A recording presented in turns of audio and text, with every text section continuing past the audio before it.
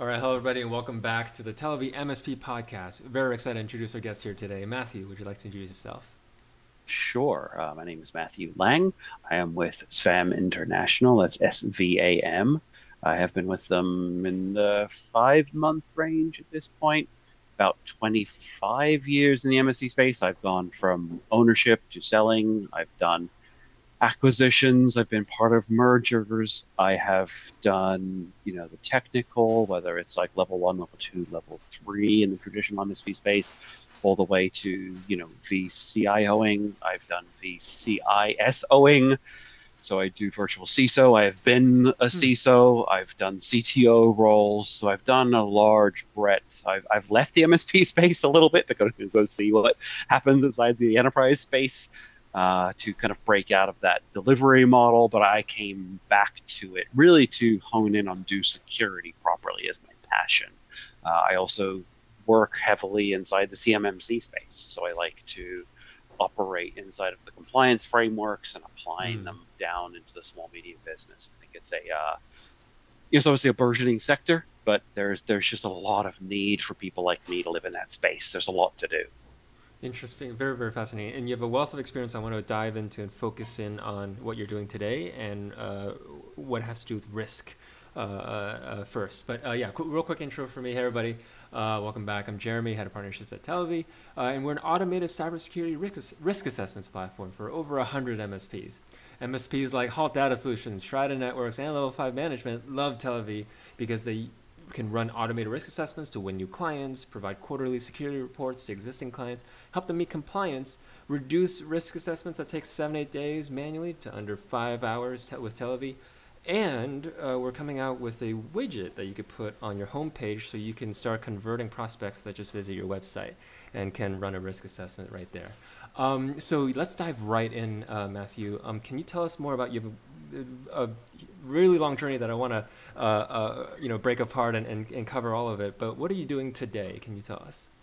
Yeah, so as I said, I'm into a new role, right? So that's kind of where it's focused. Really where I am focusing is in on the risk assessment space. Hmm. And as I said, also, a VCSO practice. So that's where I spend the chunk of my time is making sure that, GRC is under there's a large education space, I think, here, right? Especially in SMB space about what security even is. And so when you start to need to follow a framework, adhere to a compliance framework, I live and breathe there. Specifically, as I said, like CMMC is really my passion, right? So I've been working with a client for a very long time in that space, and I think I've grown understanding over those years, but really understanding how CMMC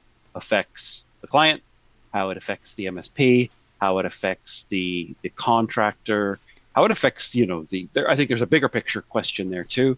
But that's where my Real quick, passion is, can you and explain yeah, to our audience how does it affect the MSP, the contractor, the business?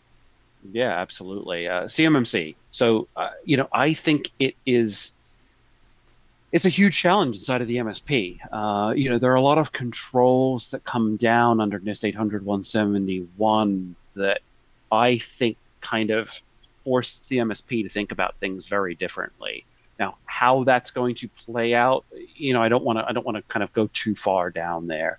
But there are, I think the EMSP traditionally has a lot of shared access, right? Where yes, they might hold the logs of access. I think this is the biggest kind of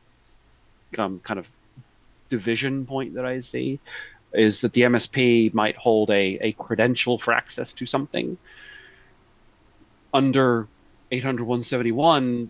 That log needs to be owned by the OSC, by the organization seeking compliance, and so it's it's transitioning into needing it's a division that is hard to understand the SMB sector, right? So Hmm.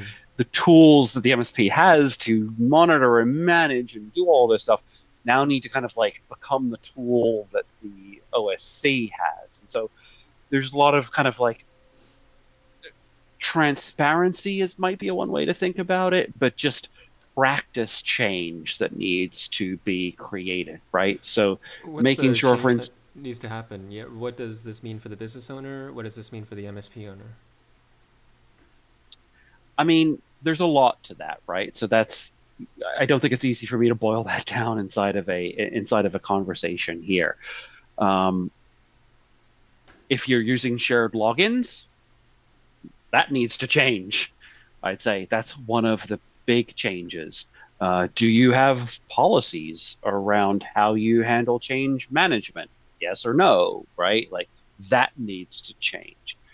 Do you handle, how do you handle employee transitions, migrations, offboardings? We can think we're good about that, but when the end client now owns a lot of those logs and you've got separate divisions, like there's a lot more work to do in there. Um, I don't know. I need to kind of like put Yeah, together that that list. was I'm helpful. not No, no, no. referencing that list, but those are kind of some things that come to mind, right? What is the risk of not doing that, not adhering to that?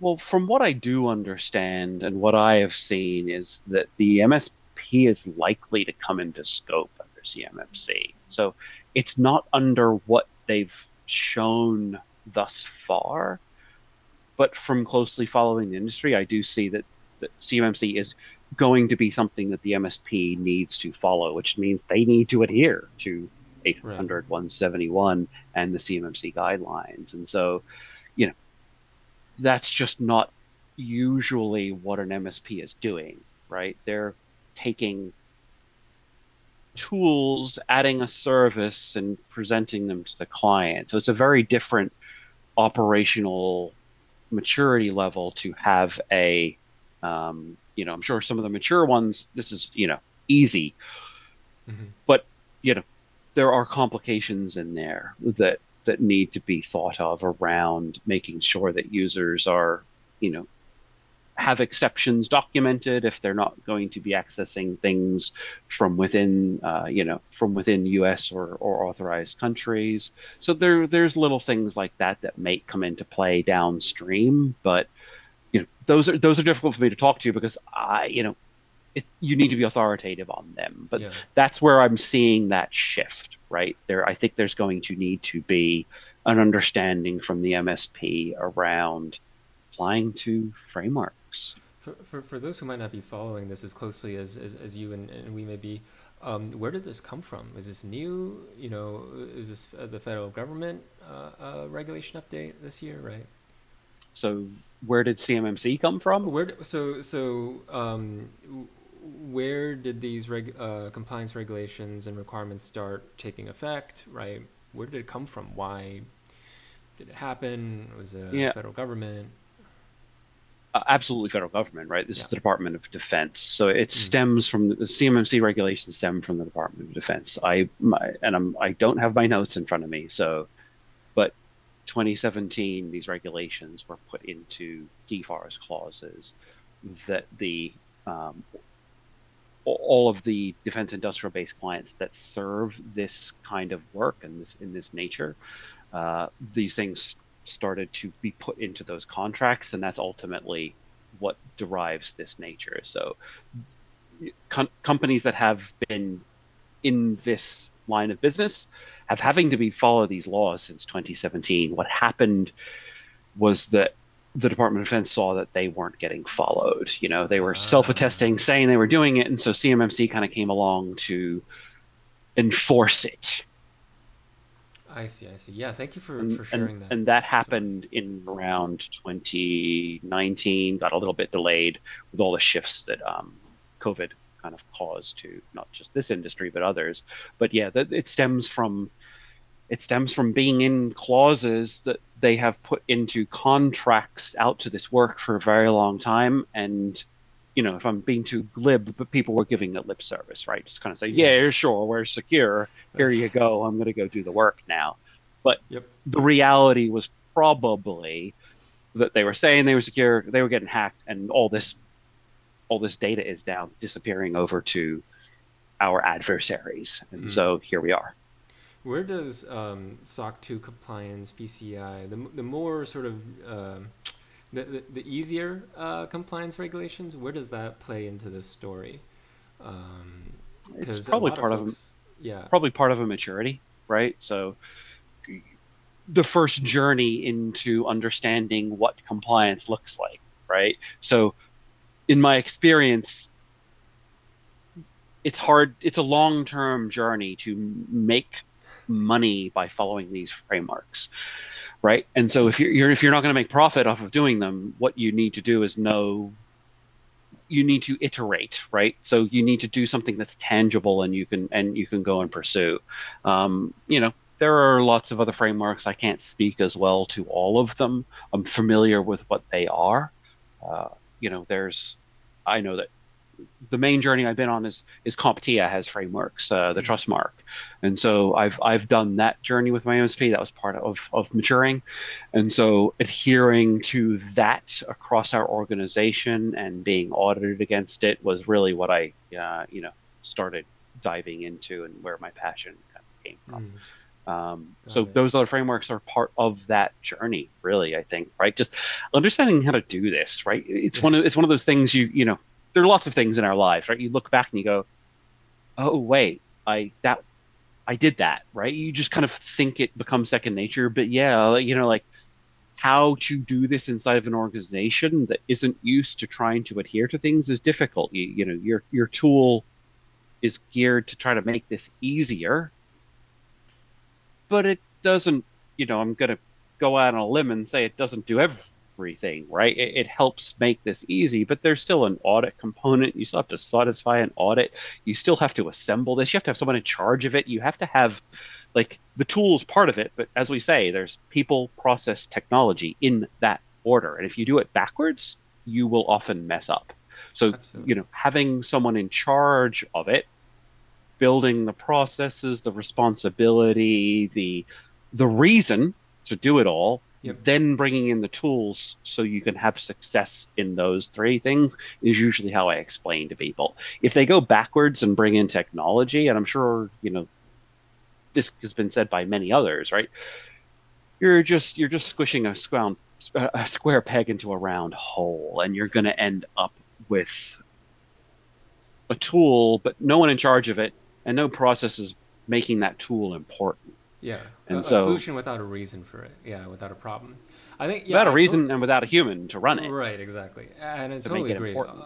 The MSPs that we work with, very forward thinking, jumped on top of, compliance and security.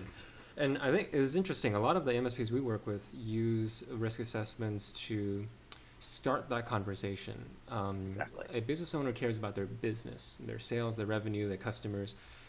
And a risk assessment identifies the vulnerabilities and the risk and the cost and dollar amount of a breach, the cost of downtime to your customers and lack of service. So I think our MSPs are use it as an education tool at the very beginning as well. Yeah, But yeah, so Matthew, so today I would love to understand your focus is on risk assessments. How do you use them, and who are your customers? Who do you do it for, or so for your yeah, own company? Yeah. I think, and I think it's useful just to point out, right? I think MSPs have been doing risk assessments before security people came in and said, "Hey, this is a risk assessment," right? I'd call it a cybersecurity risk assessment because you can do a financial risk assessment, you can Oh yeah. do a Hmm. personnel risk assessment, right? Like, I think it's useful to define it as a cybersecurity focused risk assessment. And MSPs have been doing this for a long time. We used to kind of call them, they were really just kind of like IT assessments or network assessments, right? They were the risk that existed in your whatever you have right now. And we would use those to educate you on where we see gaps and how we can fill that gap in any place, shape, or form, right? So yeah, absolutely. I think that this is whether it's cybersecurity focused or IT focused, I think there's a good amount of overlap, but there's a lot in security that, Yep. can, you know, assist with IT risk. Um, yeah. So What do you do where am I today? right? What Yeah. do I do today? I do these risk assessments, right? To your point, whether they're free or paid, The free ones are obviously very quick and kind of understand the business. But the paid ones, we get in depth, we dive in, we understand how you make money because that's at the core of everything that a risk assessment's at. We got to know how you make money. When we know how you make money, we assess against that where those risk profile exists, right? Where's your core data? Where does your data classification exist? And Who's you in this case? Is it small, medium businesses, private sector, government contractors, big corporations? Any industry we focus? we operate in all the above and have different personnel for different levels. I operate mainly in the SMB, so that's kind of where I live and breathe. But that's kind of where it comes down to. I don't think it's beneficial. The new I can go into the Oh no, nuance, yeah, but you answered. Yeah, I yeah, appreciate. Yeah, I have a yeah. better understanding Does now. that So, answer the question? Yeah. how do you, what's your process? What's your risk assessment process? Is this a questionnaire, a sit down with the business owner? Is this something you run and scan automated with software? Is this something you dark web search? Yeah, how do you do it? I'd say it's a mixture of all of the above, depending on the scope that we engage with. So if there's usually a framework to adhere to. So we start with that, right? So where are we going, right? Are we going toward these regulations? Are we going to adhere to CIS guidelines? Are we going to adhere to NIST guidelines? Okay, is it CSF? Is it going to be CSF version 1.1 or 2? So it's where are we going first, right? Once we have that defined, yeah, it's a mixture of interviews, scans, uh, you know, questions. Yeah, and it's a primarily interview-based process, and there's some scanning involved where appropriate, but primarily interviewing, right? Because I think Mm. we're trying to understand what is going on inside the business, not what's happening with the tools. Yes, the tools matter, right? Absolutely. But like I said, it's people first.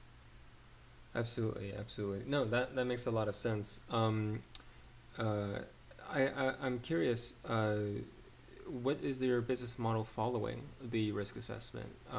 Do you then like refer them to an MSP to patch the vulnerabilities? You know, set them up with security or It, cloud it infrastructure or it depends on the engagement, and so that there's a lot of scoping there. Um, if we are often there's an IT team already in place. So, I see. we're performing that cybersecurity expertise gap, right? So there's your IT folk who are usually frustrated by security folk often. There's a board, there's a leader, there's someone who's in charge and filling in that gap and understanding and making sure that everything is there. If there's remediation work, there's usually an IT person in place. Obviously we can provide resources as needed, but in what I am working on thus far, there's IT folks in place, and they're just kind of getting the focus, right? I always say that security can provide that focus around what needs to be done. I think Yep. it's really good at that, right? So once you understand the risk, that cybersecurity risk, you know what you need to do next. And so you go and focus that. And then you repeat it 6 months later, you repeat it 6 months later, and you just kind of it's a journey, not a destination. So there's usually plenty to keep us all busy, and we're usually defining that and helping the leaders understand, what's going to make the most impact, right? No one wants to overspend on a lot of this Oh yeah. stuff. And so making sure that all your resources are well allocated and that it's understood is where we play. Taking a step back from the risk assessment process, before that happens, I'm curious, what is your sales process? How do you meet your end clients? Are they usually local to you? Do you meet them at conferences? Do they reach out to you? Inbound from website or social media? What's your process? all of the above. A lot of it's through network, right? So we're Mm, you're okay. asking me if we like, do we follow one attempt to try to, bring people awareness of what we do? No, right? It's a full, we're gonna have to do all of the above. We have a very strong network. The company has been in this industry for 30 years. So there's a large network of people that we know, and there's a lot of trust through that. References. Um, yeah, there's conferences, whether we're sponsoring it or attending. So those exist. There's LinkedIn, there's partnerships, there's Mm, yep. website, there's a lot of different avenues that marketing takes shape in. There's not one single one. If anyone doesn't understand marketing, then they should probably, I'm sure you'd be able to help them there further also. But there's a large swath of what you do to keep that business growing. Absolutely. I asked because I'm curious. I get the sense that you much prefer the in-person, human, sit-down interview, question people first approach over the tools when you've sat down with them.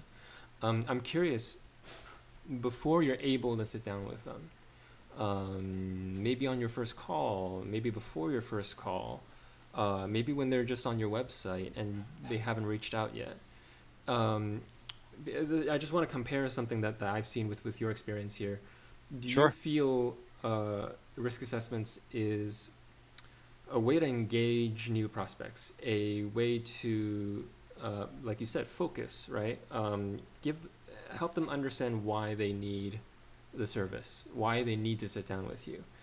Um, Specifically, I'm thinking about MSPs who have like the Telivy widget on their homepage, and they have a homepage, they have their value prop, and then there's a button that says, "Hey, get your free cybersecurity risk assessment." And they click, they fill in their company name and domain name, and that's it, and maybe a little more information, and then they get the data, and they basically sit down with a meeting. Then they do the sit down with the expert, with you, right? Um, I'm curious how you feel about using that as a prospecting tool, a conversation starter. I mean, I there's no check. I agree. Okay. Yeah, I mean, like I said, I think at least in my experience inside the MSP space for the last 20 years, right? Yep. Whether we call it a risk assessment or whether we call it a Uh, IT assessment, the industry's been doing this a very, very long time. I remember when dark web scans became a thing, right? Because yep. it was something that we could do without being in your company at all, right? Hmm. There's obviously just like your general posture online. Yeah. There's security scorecards doing this. There are other vendors that play in this space. Insurance Oh yeah. does this, right? So insurance use these tools to risk assess what they can see to guess at the risk Yeah. That that a it's company exhibits. it's So, funny you mentioned that because we used to be an insurance company. That's how we got the idea to pivot into this because we saw the need for it. But yep. so I wanted to learn a little bit more about your journey now because you do have a wealth of experience. Would you be able to show us a timeline overview of you? Right, you mentioned you're MSP owner, right? I'm very very interested in that part too. But yeah, your journey getting here. Yeah, I started as an MSP owner when I was young, just out of passion, right?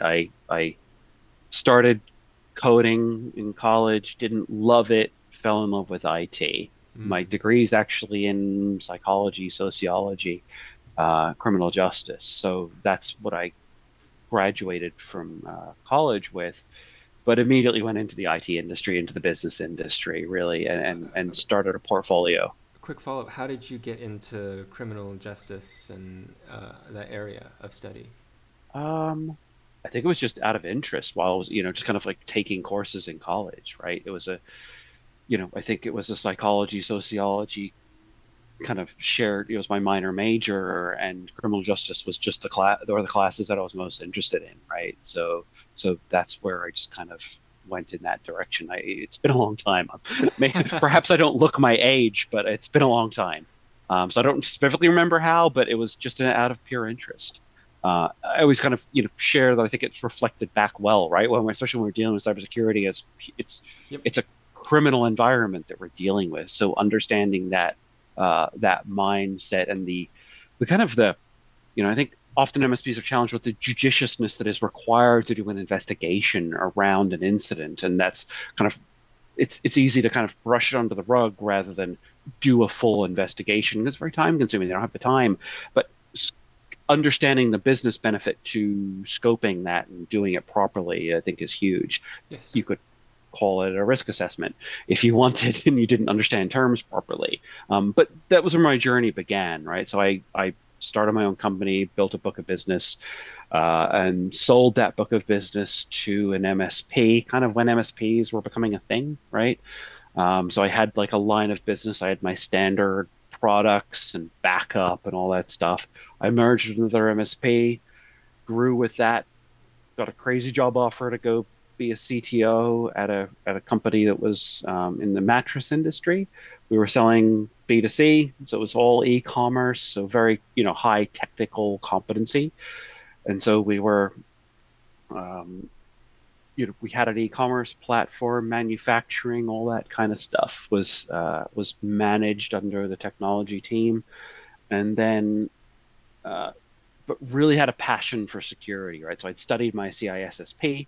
I'd gotten that in like 2017, I think it was 2018, and then kind of went into the technology role, but really started to understand security more and more as I got that leadership role and understood what it, kind of like where security was going. And then security just became so important, right? Yep. I started seeing it become like, it went from like technology and then security just really just bolted on and it needed to be there. So I kind of pivoted back into the MSP space to do security kind of properly, not just sell an EDR tool, right? Like, how do you handle all of this people, process, and technology, right? How do you make it all matter? How do you do an investigation properly? How do you run a security practice and make everyone follow it, right? Passwords are the best example. Like we can talk about the LastPass breach, right? Like it's really good that everyone uses a password manager and is like, oh, but it's not about the password manager. It's about making sure that everything gets in the password manager. It's useless unless it's getting used. And Yep. you can force people technically to do it, but how do you help them do it? It's this like tiny little like $2 a month tool or whatever it costs, but it's the reason everything goes bad if you don't use it properly. So like How do you that was teach them or help them? it's an excruciating educational process, I'd say, of setting in a good example, right? I'm a big proponent of setting a good example. So it's like don't tell people to do things, show them what you do and help them follow you. And then educate, repetitive education, right? I always use the example, maybe it just comes from having young children, they're older now, right? But when you would teach a kid how to eat a new food, right? You don't give it to them and go like, oh, wow, they love this thing, right? They would always say like, once they've had it 15 times, they will develop a taste for it. Same premise, right? So once they've used it 15 times, how does it make their life easier, right? So you got to teach them password. How does it make their life easier? How do you make sure it's on available to them all the time? How do you, instead of, you've got to show them the risk, right? You've got to show them that having the same password everywhere is a risk. And so that's part of that education. But that's where that journey started for me, probably a good 10, 12 years ago. So I try to just show everyone through that same journey. And I usually am, in awe that some people are still, you know, need to learn that practice, but that's kind of how I approach it. It sounds like there's a lot of psychology involved in cybersecurity, maybe more so than people recognize. Do you feel that the cybersecurity solutions solutions in the industry is too reliant on technology and needs more psychology? If Yes. so, you mentioned a lot of different processes. How do we build a process around education, leading by example? These feel like very soft skill type of things, people, psychology type of things. How do we build a system designed so that people do? The easiest thing for people to do is to follow the system. How do we do that? How do you build a system where people follow human resources policies, Mm, right? So think about the human culture. resources violation that we've gone through in the last 50, 60 years, right? Where things that were acceptable behavior in the 50s, the 60s, the 70s, the 80s. I think about those changes that you're just in your mind, right? If you understand American culture, whatever country you're from, those cultural changes that we go through. I think it's the exact same journey. It's not, I say it all the time, so I'm saying it here for the first, but security is not a product, it's a practice. It'll matter once the practice needs the tools, right? So if you do something manually till it exhausts you every day, guess what you're going to go do? You're going to go find a tool to try to make it easier, just like anything else we've been through as humans. I think the problem is the technology has blitzed our world in the last 20 years. And so we haven't had time to catch up. And that's different than a lot of the other cultural changes that we have gone through historically. It's this shift has just gone, right? Yep. Suddenly you have 500 passwords to manage. Yep. What the hell, right? Yeah. We didn't I didn't suddenly you didn't we didn't suddenly need 500 keys to get into our Yep. house, which is one key. We got into the house, life was okay. Now suddenly we have 500 houses and 500 keys that we need to manage, and they're all we want them to all be different. Oh my God, how do we handle this, right? So yeah, there are tools, SSO, that come in and try to make that easier, and we try to, but it's a cultural change, and we Mm. have to educate people and move them on that cultural journey, and then the tool becomes needed, in my opinion, Yeah. right? Agreed. I want to dive into that a little deeper to see if we can find a concrete example here. Number one, how do you lead by example in your company, in your own team, the way you present yourself, the way that you position yourself as that leader, so that it creates this culture, it creates this influence, and other people can easily follow. And two, how do you teach and train another leader like you, right? Do you have any story or example of a time where you did that, or a policy that you implemented, like a tip that you could give us that we could Yeah. follow or learn from? So the way I have implemented this is that first of all, yes, policy matters, right? It's going to sound trite. Yes, execution matters more, you could argue, but policy helps the execution. So it needs to be part of what you talk about. Because the policy defines the conversation. So writing those policies with people that matter, allow the execution to then succeed. Um, Reminders, right? Being upfront, being in front of people and reminding them about why this matters, where this journey is going, how this is going to play out, right? That's part of, I think, what I have done as a leader to show how this matters. Setting examples, showing vulnerability. Where did you mess up? Right? If you just point out other people's mistakes, uh, but and sharing your experience. That's why I'm here, right? So I think sharing your experience is a large part of that. And then showing where you've messed up. Like, yep, I remember. This is what I messed up. Showing your vulnerabilities, absolutely huge, because people will relate to that, and you have to be careful as in security to make sure people share where they mess up. Because if people aren't comfortable sharing See, their problems, you won't find out about them, and there's your problem, yep, right? it won't get Again, I solved. think it's the same. You could talk of the same cultural problem in HR policies. Yep. I'll say it. I won't go into details, right? Like if people don't share the problem, you don't see it, and then it just it's explosion later in life instead of iteratively improving. And so it's a careful balance. Hmm. How do I serve on the board with ISC Squared New Jersey. I work a lot with CompTIA on their trust mark, in their meetings, in their community to share what I see as a good path to go down with all of this stuff. I share with vendors. I share, as much as I humanly can. And I think that's all we can do, right? So I do try to I've built a mentoring group right inside of Hmm. ISC Squared New Jersey. So we have a group of around 60 people, mentors, mentees, that I started in with my passion to share.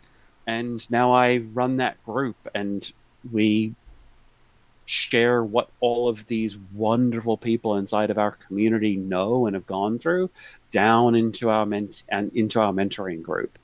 And I follow the same pattern at work. Just set a good example, do good hard work, show the hard work, and people will, they'll follow you and become, kind of want to learn from you, and then here we are. Can we learn more about this mentor group that you founded? So is it New Jersey only? Is I, it I did virtual? I did not found it. I want to be careful, Oh, okay. there. It was not something I founded. ISC Squared is a certifying body of primarily of the CISSP, right? That's their Hmm.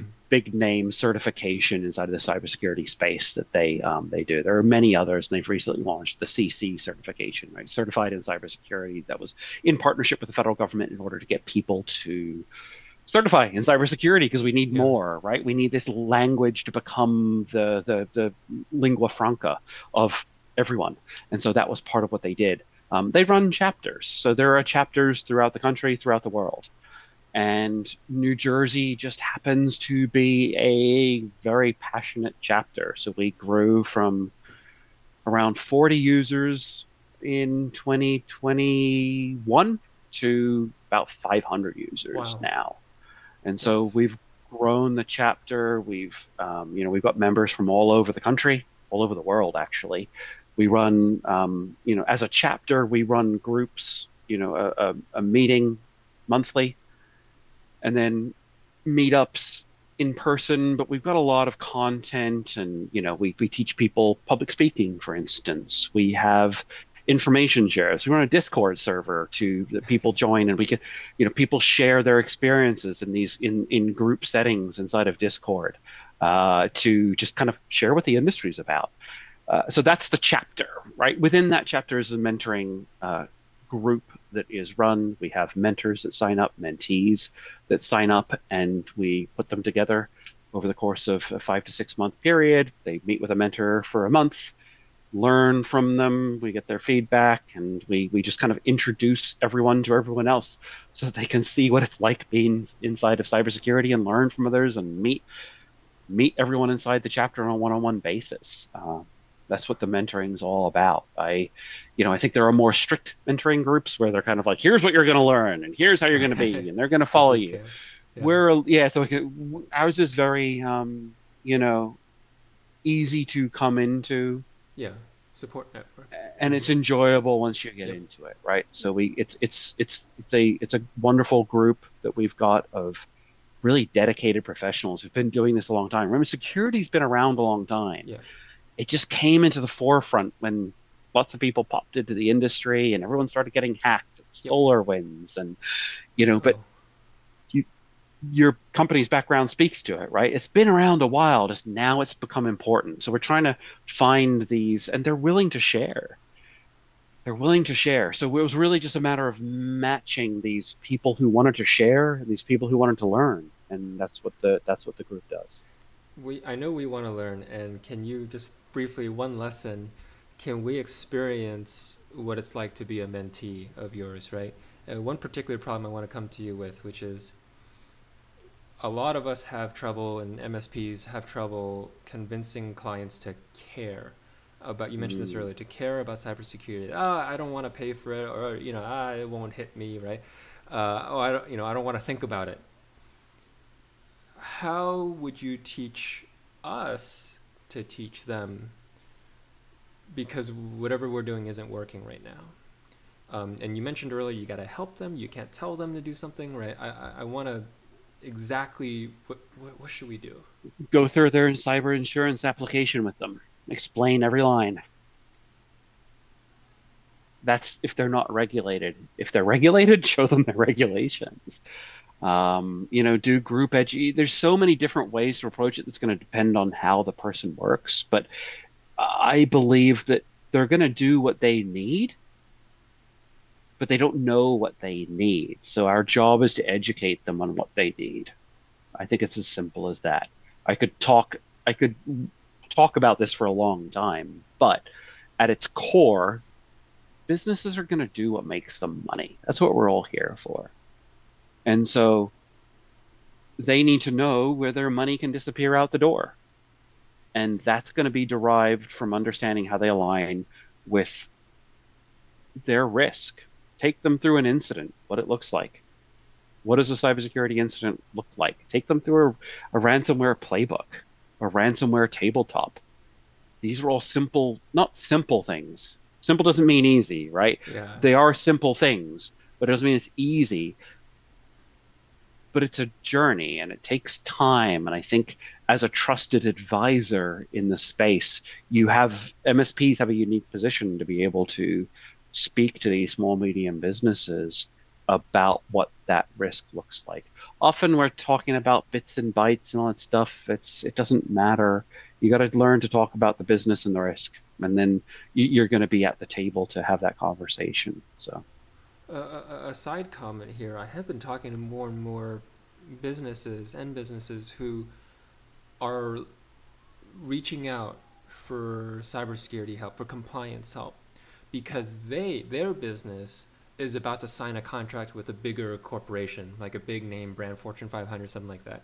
yeah, and there's some complex form that just the terms don't make sense. They don't understand Yep. them. Are we actually doing this stuff? It's complicated, absolutely. Yeah. Yeah. But to them, in order for me to close this sale, I must check all the check boxes and meet all the compliance requirements. And then it's like, okay, I need somebody to help me do that. Yep.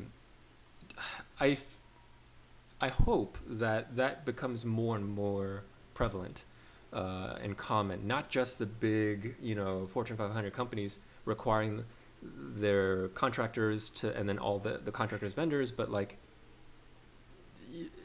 yeah. Yeah, it's tough. We're in this industry, right? So I think Yeah. we want this to be more. I think and I think so. That's like I like to make sure we're honest about that because it's not. We want this to grow, but we're also here because we see it's growing because we're getting regulated. The industry has to be regulated. We have gone from 0 to 100 in this space, and we haven't done we didn't talk about adding the seat belts, about the security precautions into the cars, right? We haven't had that time. That took years. That took decades to take shape. Our industry hasn't had that time and doesn't have the time. And that's the challenge. So we ask a lot from the businesses. Their standards need to shift. Compliance needs to come down. We need to grow it amorphously together so that it all mashes into that. There is no rising tide raises all ships, right? We can't let those ships just ground out. We have they have to come out because I know it happens, right? I hear stories. It does happen, but it's a complicated equation. I think, MGM is a good example, right? There is regulation coming around public companies needing to have representation that they will have a cybersecurity focus, but it's going to take time for that to filter down and actually start to matter. It takes years to mature these programs, years. So yeah, we want this to happen fast. It's going to happen faster in small business some ways than it's going to happen at large businesses because they can iterate faster. But making it all matter, raising awareness, that's what we're here to do. So it's tough, right? The FBI always says how do we know this? Like they give you the statistics, but we don't know. We don't know what's happening in this industry and how much it's decimating and how much how much interruption it's causing, how much our information is disappearing. We don't know. We don't Well, have any good statistics. well, thank you for being here to talk about it, to educate us, to raise awareness, and show us Thank you for the how to, opportunity. how to tackle this really big problem, right? The process that you share, the strategies that you share, the approach and mentality, the ways of thinking about it. Yeah, thank Absolutely. you for sharing all of it. The last question here is, who should reach out to you, and what's the best way to reach you, Matthew? Yeah, anyone who's looking to mature their cybersecurity posture, whether it's an MSP, whether it's a business, uh, those are where I live and breathe. Yes, there's tools in there, but really understanding what maturation of security posture is, and through my email, it's mlang, so MLANG at SVAM.com. You can also find me on LinkedIn. I'm there as Mathew Lang, and that's the best way to find me. Awesome. Thank you, Matthew. And a quick last plug for us. Folks, MSPs, do you need any help with your sales process? If you're interested in putting a little widget on your homepage to convert visitors, feel free to reach out to us. And then Matthew's links and contact info will be in the description. Thank you so Yep, much, Matthew, for joining us today. And we'll see everybody next time. Thank you all. absolutely. Cool.